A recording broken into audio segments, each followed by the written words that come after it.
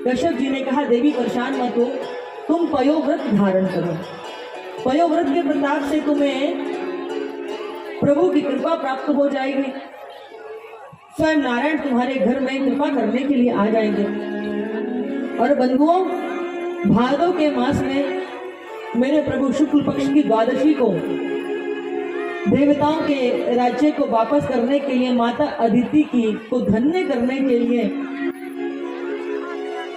वामन के रूप में प्रकट हो गए। बोलिए वामन भगवान। ये भादव का मास बड़ा पावन पुनीत है। बलराम जी इसी मास में हुए हैं, मेरे कन्हैया इसी मास में हुए हैं, भादव के मास में। और शुक्ल पक्ष की द्वादशी को वामन भगवान अवतरित हो गए। बंधुओं, इतना सुंदर उनका स्वरूप है। वामन अंगूठे जितनी लंबाई है, इसीलिए तो वामन नाम है।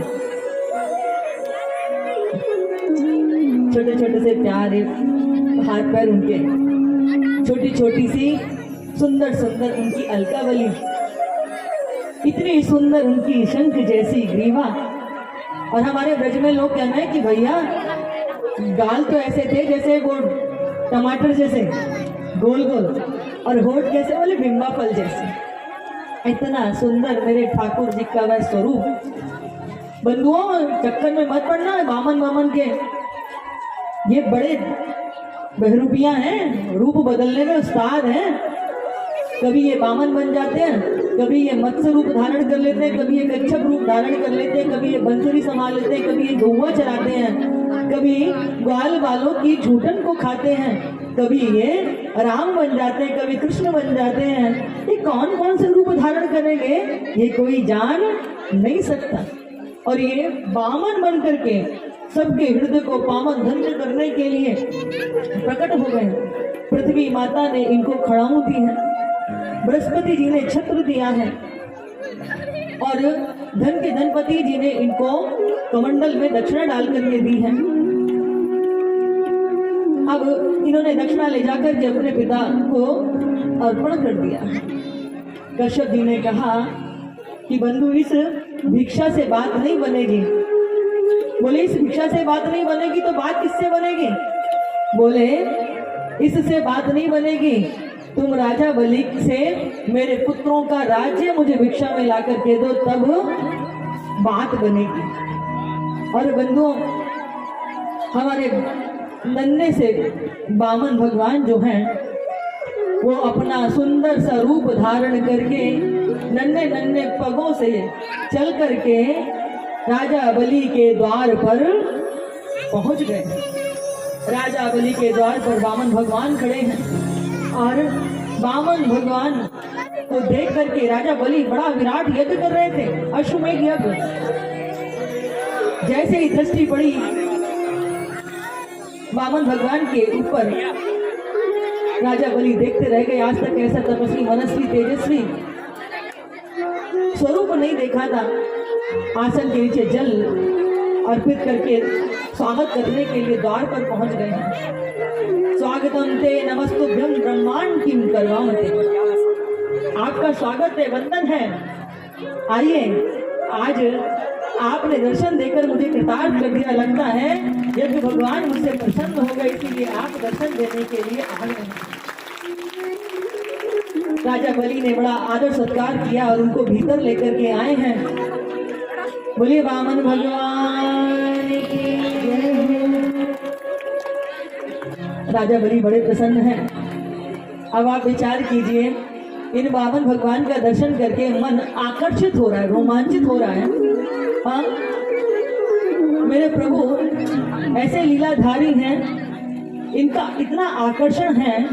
अब आप सोचो ना कि गुरुत्वाकर्षण का नियम है कि जो भी वस्तु ऊपर फेंको वो नीचे आती है, लेकिन इस पृथ्वी का कितना बड़ा आकर्षण होगा कि जो जगत के जगन्नाथ को धरती पर अवतरित करने के लिए विवश कर दे। मेरे ठाकुर का रूप ही ऐसा, इनकी लीला को कोई समझ तो नहीं सकता है। इनका रूप ऐसा जो हृदय को मत दे। इसीलिए तो भक्त भाव से क्या गाते हैं, ऐसा नहीं, दोनों हाथ के भाव से ये बात भगवान की जय।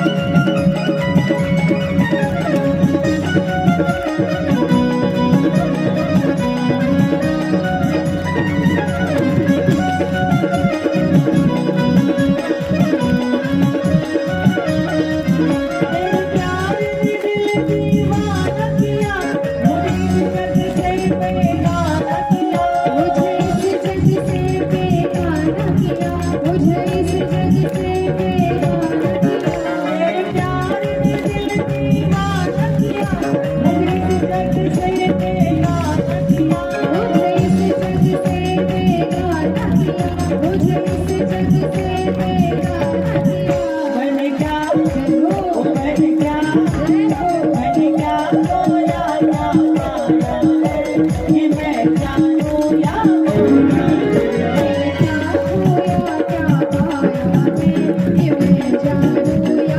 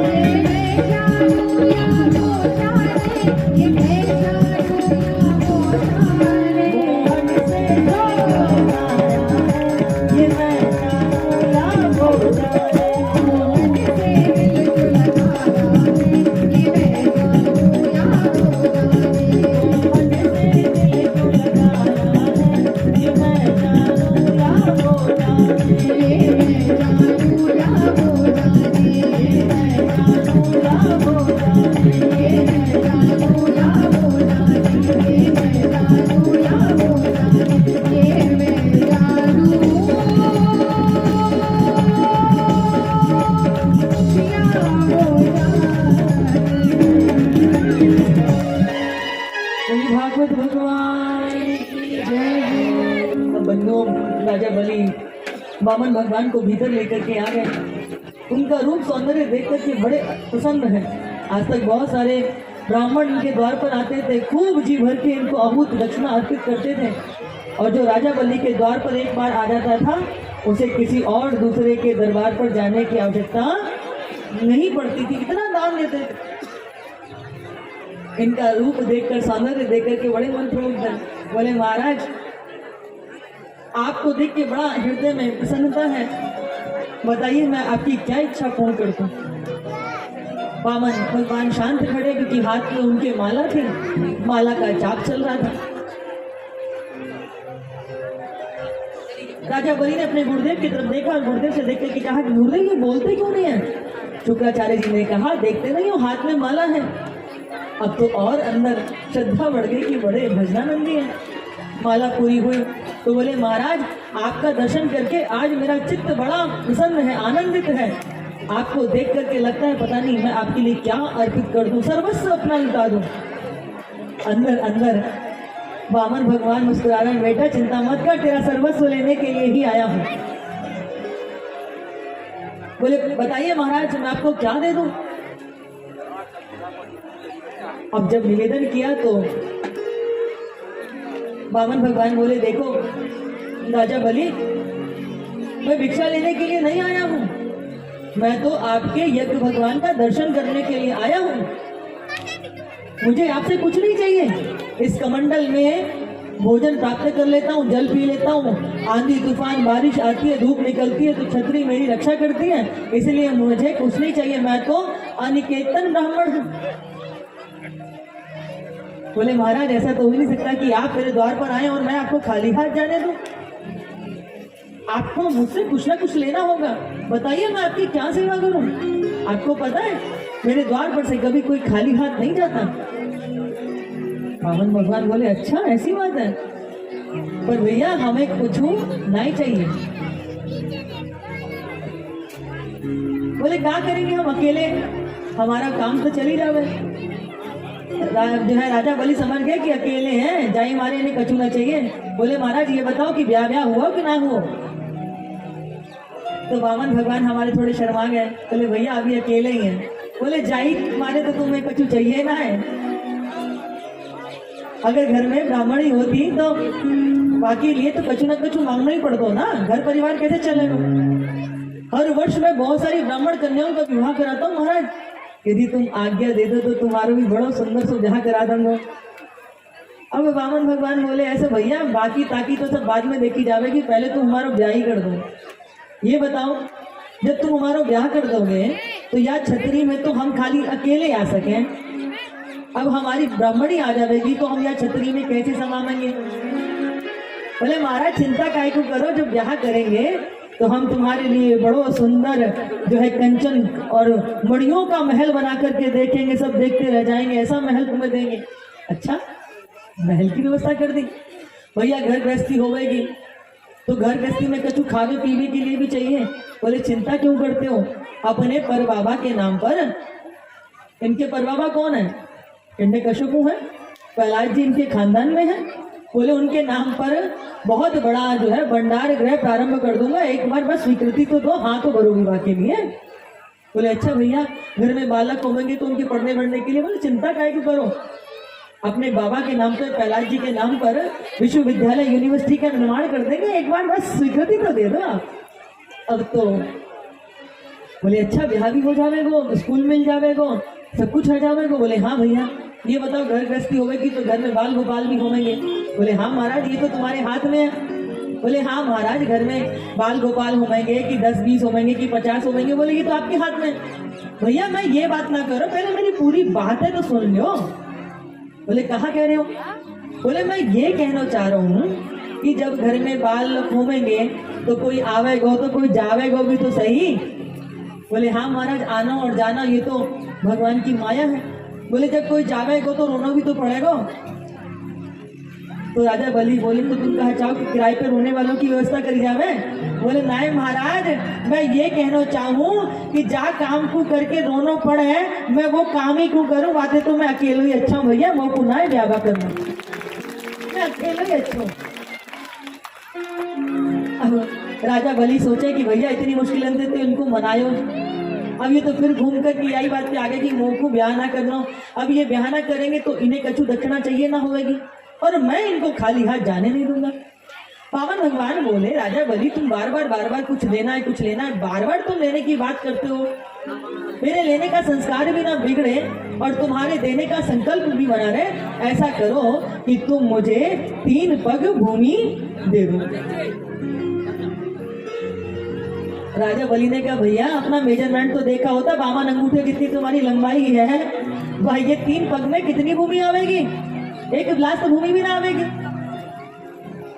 बामन भगवान ने कहा देखो राजा बलि अगर देना है तो 3 पग भूमि दो, नहीं तो मैं जाता हूँ। राजा बलि बोले महाराज बात 3 पग की नहीं है, तुम सब कुछ ले लो, परंतु 3 पग भूमि में क्या आएगा।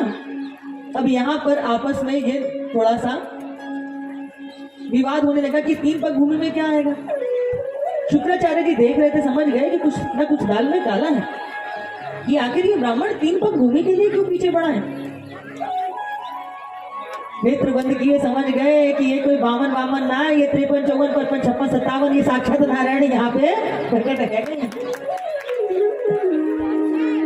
ऐश विरोचने साक्षात भगवान विष्णु रपया कश्यपादितेड़ जातो देवानाम कार्य साधिका। ये तो देवताओं के कार्य को साधने के लिए साक्षात नारायण हरि ही वामन भगवान बनकर के आए। राजा बलि को समझाने लगे देख चक्कर में मत आ जाना, ये साक्षात हरि है, तेरा सर्वस्व ले जाएंगे। राजा बलि ने गुरुदेव के चरण पकड़ लिए। गुरुदेव आपने ही तो शिक्षा दी है कि द्वार पर कोई आ जाए तो खाली हाथ नहीं जाना चाहिए, और अगर ये साधारण ब्राह्मण है तो 3 पग भूमि में क्या ले जाएंगे, और यदि साक्षात हरि है तो इससे बड़े तुम्हारे शिष्य का और सौभाग्य क्या होगा कि तुम्हारे दर पर साक्षात श्री हरि खुद भिक्षुक बनकर के आए हैं।